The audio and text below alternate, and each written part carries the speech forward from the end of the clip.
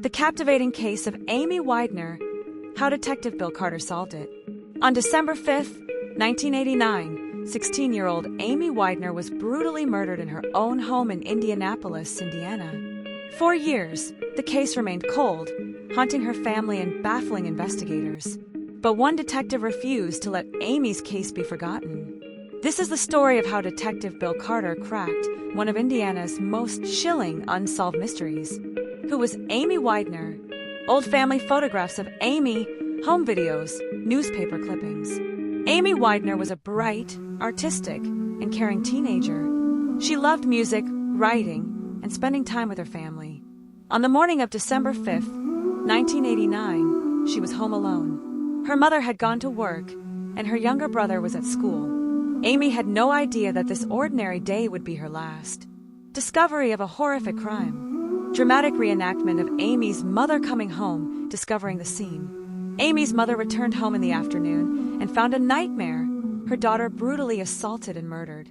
The house showed signs of forced entry. The crime scene was chaotic, but there was one chilling detail. The killer had seemingly wiped away all traces of forensic evidence, leaving detectives with nothing to go on. Police arriving, yellow tape being set up, the crime scene being processed. With no immediate suspects, Amy's murder turned into a frustrating puzzle. Despite multiple interviews and the discovery of a few fingerprints, investigators had no solid leads. The case soon went cold. False leads and dead ends. Police interrogations, news reports frustrated detectives. Over the years, investigators pursued multiple suspects. Rumors spread that Amy had known her killer, but every lead turned into a dead end. The case faded into the background, leaving her family desperate for justice. That is until Detective Bill Carter took a second look. Detective Bill Carter takes the case. Slow-motion shots of Detective Carter looking through old case files, shaking his head, tapping a pen on his desk. In 2006, Detective Bill Carter, a seasoned investigator known for his persistence, reopened Amy's case.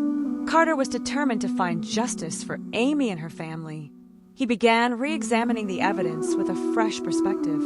Carter pulling out old evidence bags, magnifying a fingerprint scan. Advances in forensic science had made it possible to reanalyze the fingerprints found at the scene. This time, technology led them to someone who had never been on their radar before.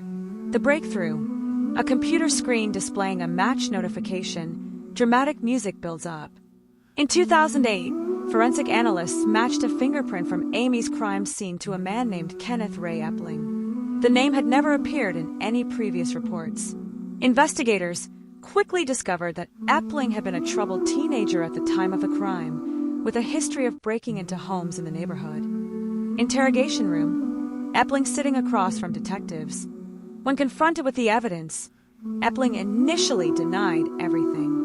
But the forensic proof was undeniable.